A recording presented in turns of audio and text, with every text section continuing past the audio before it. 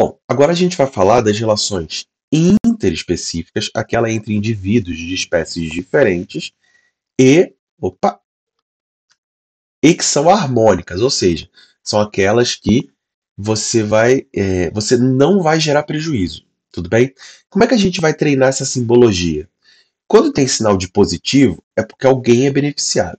Esse sinal aqui, de nulo, de nulidade, significa que um dos indivíduos não vai ter nenhuma vantagem, mas também não vai perder nada. É nulo.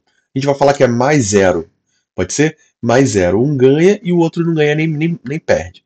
Quando tem dois sinais de mais, significa que os dois ganham. Os dois no mínimo, né? Porque para ter uma relação tem que ter dois, né? Dois ou mais. Todos os envolvidos conseguem ter benefício. Ok? Então vamos lá. Vamos falar do comensalismo, do inquilinismo, da protocooperação e do mutualismo. Vamos começar pelo comensalismo. Ó. O comensalismo ele é bem simples. É uma relação em que um dos organismos vai ter uma vantagem, mas o outro organismo, aparentemente ou verdadeiramente, não obtém nenhum benefício. Né?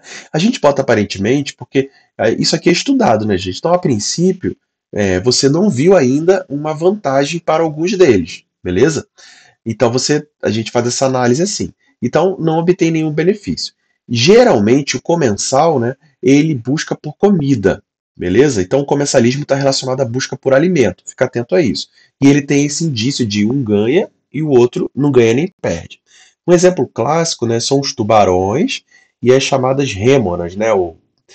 A rêmora, percebe como é que ela tem uma estrutura que ela usa para grudar no tubarão. Então, assim, ela fica presa ali o tubarão se alimenta, sobram vários pedaços de sobra de comida ali que o tubarão estraçalhou, e a rêmora vai lá e come. Beleza? Isso é um benefício para a rêmora? Muito. Porque, assim, quando que a rêmora ia conseguir comer uma foca? Muito difícil, né? Agora, ela consegue comer a foca porque o tubarão deixou um monte de pedaço de foca sobrando. Pegou? Então a rêmora se dá bem. E o que o tubarão ganha? Nada. O que a rêmora traz de vantagem para o tubarão? Nada. Mas a rêmora também não traz nenhum prejuízo para o tubarão. Então, a gente diz que é uma relação mais zero. Um tem benefício, o outro não tem benefício nem prejuízo. Beleza? Esse é o comensalismo. Vê que são dois indivíduos de espécies diferentes. Uma outra relação bem legal é o inquilinismo, né? Você vai reparar que o inquilinismo ele vai ter a mesma ideia do comensalismo, só que o objetivo é diferente. No inquilinismo, você tem duas espécies, né? Uma é a espécie inquilina, essa espécie ela tem uma vantagem, e a outra espécie que abriga esse inquilino. Essa outra espécie não ganha nem perde, beleza? Então vai ter um cara que vai ter benefício e o outro que não vai nem ganhar nem perder. E você vai ter uma busca por abrigo ali, né?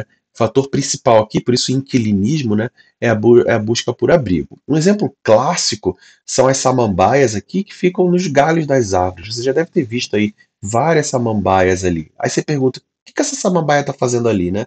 Ela está só apoiada, é um apoio mesmo. Ela procura galhos mais altos para conseguir mais luz, por exemplo. Então, a samambaia está ganhando mais luz, é um benefício para ela. Em compensação, a outra planta, para ela, não ganha nem perde. A samambaia não está tirando nada dela. Ela é muito menor do que a outra planta. Beleza? Então, não vai ganhar nem perder. Outro grupo de plantas que faz muito isso, além das samambaias, são as bromélias. Né? As bromélias, as bromeliáceas, né? Elas também fazem esse papel de ficar sobre outras árvores, né? Para poder conseguir mais luz, né? Ficar em locais melhores. Então, tanto as samambaias quanto as bromélias vão ser chamadas de plantas epífitas. Epi em cima, né? Fitos planta, né? A planta que vive sobre outra planta. E muitas vezes, esse tipo de inquilinismo vai ser chamado também de epifitismo. Tudo bem?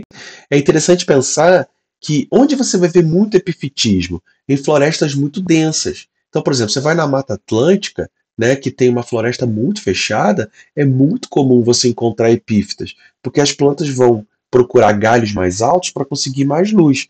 Você não vai encontrar muitas epífitas, por exemplo, no cerrado, por exemplo, porque o cerrado é mais aberto, né? Então não faz sentido eu ir para um galho mais alto para poder, não a princípio, né, para poder pegar mais luz, já que eu tenho espaço aqui. Então, a gente pode pensar por esse lado também, ok? Uma outra relação importante para a gente conversar é a protocooperação, também chamado de mutualismo facultativo. Esse nome aqui vai fazer mais sentido quando a gente for ver o próximo slide, tá? Vamos ficar com o nome de protocooperação. Aqui, todos os organismos vão se beneficiar, todos vão ter benefício. Mas você vai ver que não há uma obrigatoriedade dessa relação acontecer para que os indivíduos sobrevivam. Deixa eu ver se eu consigo te explicar aqui. Então você tem aqui um boi e uma ave. O boi, ele fica cheio de carrapato. A ave vai lá, pousa no boi e começa a comer os carrapatos do boi. Beleza? O que a ave está ganhando? Comida. Né? Os carrapatos. Ela está se alimentando dos carrapatos. E o que o boi está ganhando? O carrapato é um parasita. Né? Tá sugando o sangue do boi. Então, o boi está ganhando uma espécie de limpeza. Né? Tá perdendo os seus parasitas com o auxílio dessa ave que se alimenta desses carrapatos. Agora, os dois estão ganhando. Agora, a pergunta o boi só consegue sobreviver se tiver uma ave para comer os carrapatos dele?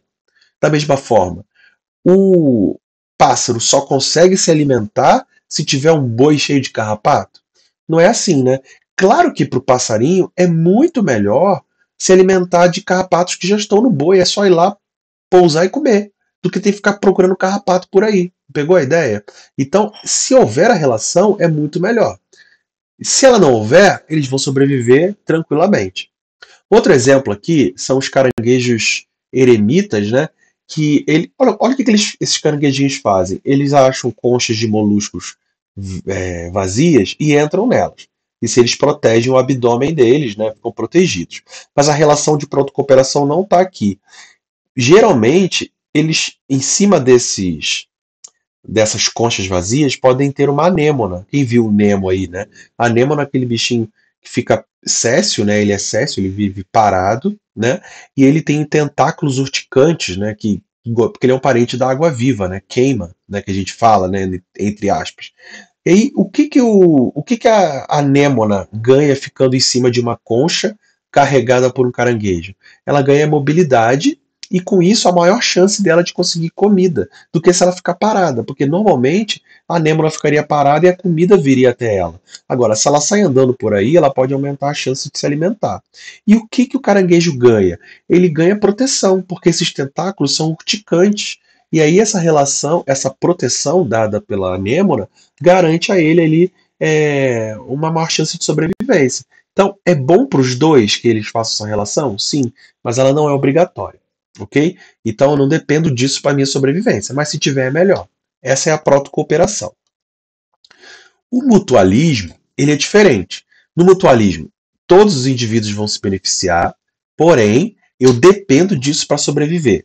Eu não posso me desfazer dessa relação ecológica que eu estou mantendo, porque senão eu não vou conseguir sobreviver.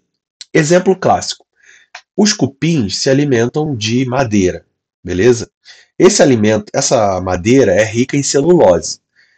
Nenhum animal consegue digerir a celulose. Aí você fala assim, se nenhum animal consegue digerir a celulose, como é que o cupim consegue se alimentar da madeira? Porque dentro do intestino do cupim existem micro-organismos que vão digerir a celulose para ele.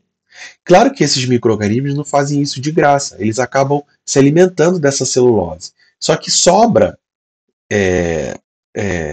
produtos dessa degradação e o cupim se aproveita disso. Então, a pergunta o cupim e esses micro-organismos, eles estão se beneficiando? Então, o cupim consegue comer a madeira e ter a madeira digerida para ele. E o que o micro-organismo ganha? Abrigo, comida, beleza? Porque a comida vem até ele, eu não tenho que procurar. Então, só que se eu tirar esses micro-organismos do intestino do cupim, ele não consegue sobreviver, porque ele não consegue mais digerir a comida dele. Pegou a diferença? Então eu dependo disso para sobreviver.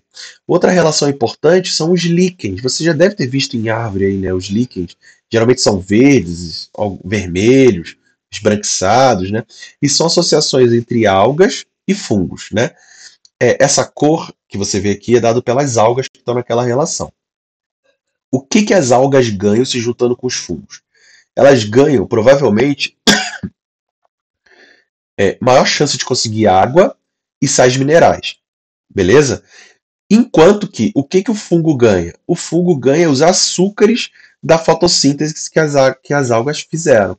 Então, essa relação aqui, em que as algas fornecem açúcares para o fungo e o fungo ajuda a alga a conseguir água e sais minerais, é bom para os dois. E eles dependem disso para sobreviver.